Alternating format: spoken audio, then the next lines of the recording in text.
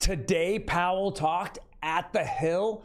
What are the consequences? And what is a solution out there for the housing crisis? Not enough homes. Next. Those articles today on Real Estate Daily. Welcome, everyone. My name is Troy, and every day we go over the latest news in real estate, housing, and the mortgage market. Now, before we jump into it, do me a favor. Yes, I want you to hit that subscribe button. We're going to give you the best 5 minutes in real estate on a daily basis. All right, guys, a little opinion here. Today, Powell came up and he talked on the Hill, and a lot was said. A lot of negative economic news was being transmitted. But one thing that they continue to talk about, which is the majority of the CPI print, is housing.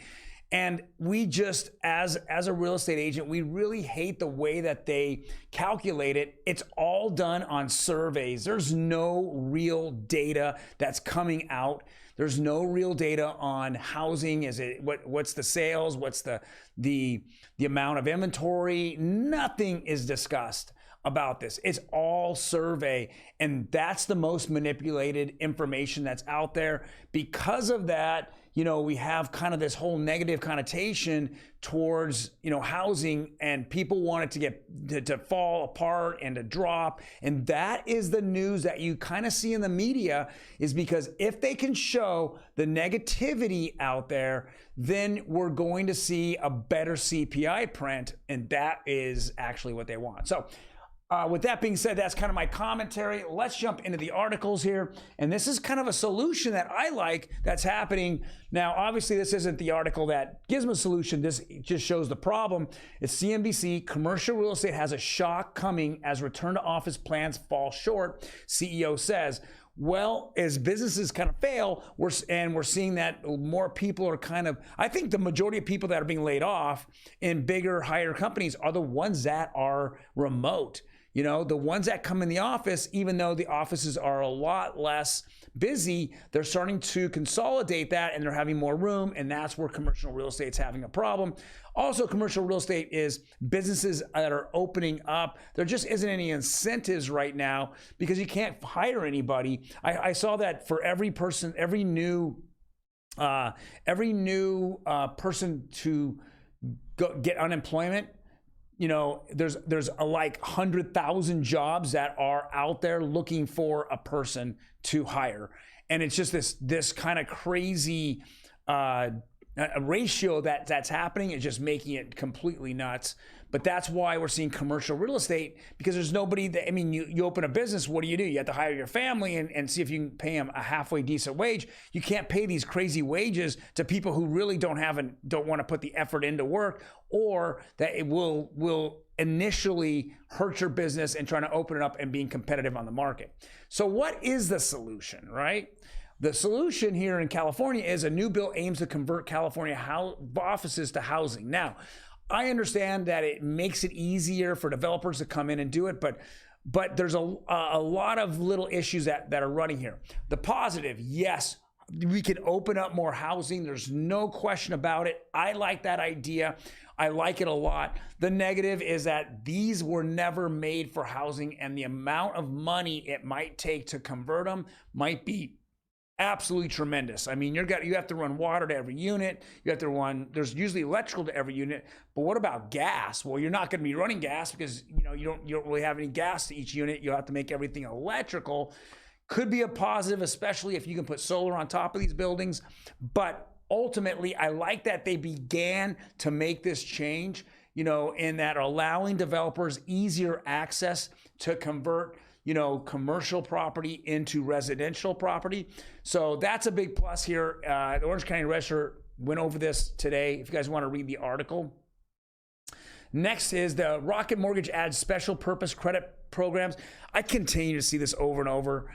This is a Freddie Mac program. It gives, people with less than medium home income in about 12 different cities or counties, they call it, across the United States. They give them, $3,000, $2,000, $1,500, even up to $7,500 in initial down payment. Guys, I continue to see this. You're giving people who can't qualify for a loan, the majority of them can't, and you're giving them a down payment, right? Now, can it push some people over the edge? Yes.